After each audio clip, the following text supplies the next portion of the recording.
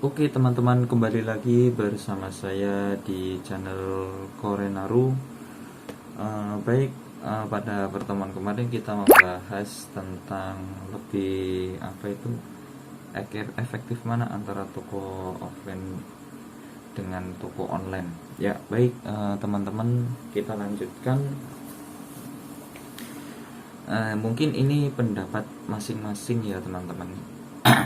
Kalau menurut pendapat saya, lebih efisien mana, lebih mudah mana, dan terjangkau mana antara kita membangun toko offline ataupun membangun toko online.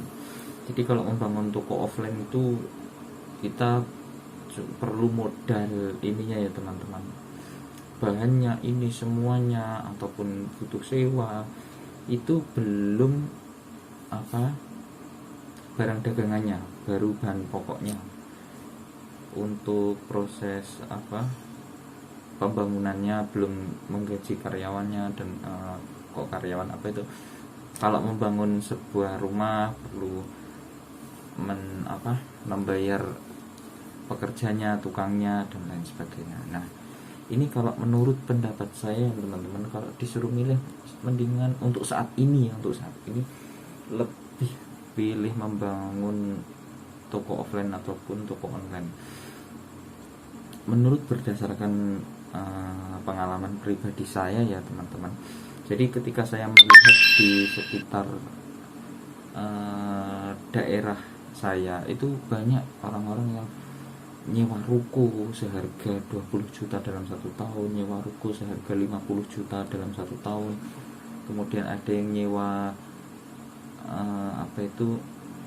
kos-kosan dalam waktu 1 tahun itu harganya 10 juta dan lain sebagainya. Itu belum ininya ya teman-teman, barang dagangannya ya teman-teman. Nah, padahal sebenarnya kalau kita analisis itu ya, ketika kita mengalami bukan kebangkrutan ya, tapi mengalami tentang nggak sesuai dengan ekspektasi yang kita inginkan. Sebelumnya udah kita peruntukkan keuntungan sehari itu harus gini, kemudian tidak sesuai target, kan nanti kita bingung untuk balik modal aja sudah cukup ya teman-teman, sudah bagus ya. Tapi mengingat dengan waktu yang kita keluarkan harus sesuai. Nah, kalau menurut saya pribadi, saya itu lebih memilih untuk sementara waktu membangun toko online-nya dulu.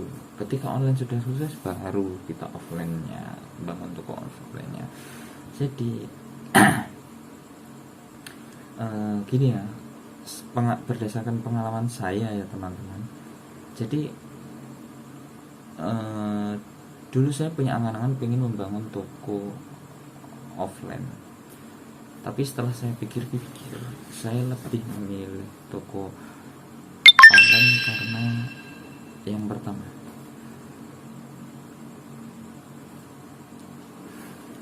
modal nggak terlalu banyak. Contoh, kita buat toko online di salah satu marketplace, katakanlah Shopee. Nah, berdasarkan pengalaman saya pernah pakai Shopee ya teman-teman. Jadi mungkin ketika kita mau menyuntik follower ya, katakanlah 1000 follower, itu harganya berapa itu? Contoh, 1 follower harganya 1k follower harganya 50.000 gitu. Nah, kemudian kalau dikalikan 10, minimal 10k lah, jadi totalnya 500.000. Kadang kan kita keberatan, wah mahal harganya gini. Kalau dibandingkan dengan membuat toko offline, itu keluarnya lebih banyak, bisa sewa 15 juta, 10 juta, bahkan lebih. Nah, saya pernah mengelola toko itu menyuntik follower lah 20k sub, itu sekitar habis berapa juta ya, 1 juta kan, 1 juta 2 juta, sama disetting ininya, desainnya bagaimana, begini. Jadi kenapa kita harus melakukan hal tersebut dengan cara menyuntik followers dan lain. Katakanlah gini, contoh semisal kalian jual pakaian gitu ya, pakaian apalah terserah, pakaian Indogrosir ataupun busana official, terserah judulnya apa gitu. Kalau perlu ya jual beli pakaian, namanya yang nama umum aja gitu.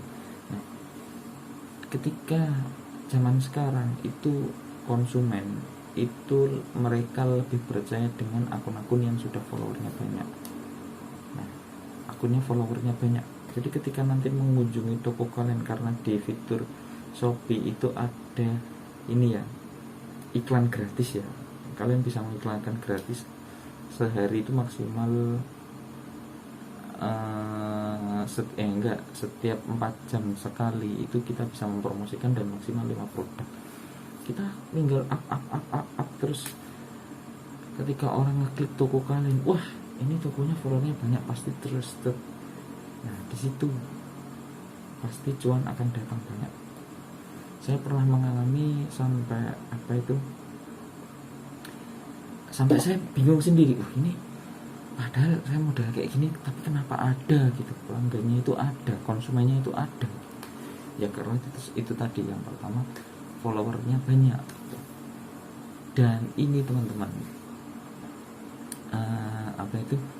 kalau offline itu kan kalian belum tentu, ketika kalian udah bangun buka jadi itu kalian harus butuh adaptasi setahun untuk orang-orang sekitar itu tahu bahwasanya di situ ada toko jual beli gini-gini. Sedangkan kalau offline itu kan banyak banget ya, toko yang jualan baju gini-gini, contoh katakan ini kita bahasnya jualan baju ya. Nah jadi gitu teman, itu menurut pandangan saya. Nah kemudian untuk toko kalian biar banyak pengunjungnya, nanti akan kita bahas di video selanjutnya. Oke teman-teman, jadi baik, mungkin hanya itu yang mau bertanya silahkan di kolom komentar. Mungkin hanya itu yang bisa saya sampaikan. Kemudian untuk selanjutnya mohon maaf kalau ada salah. Kemudian jangan lupa like, komen, dan subscribe di channel Korenaru ya teman-teman. Oke, sekian. Assalamualaikum warahmatullahi wabarakatuh.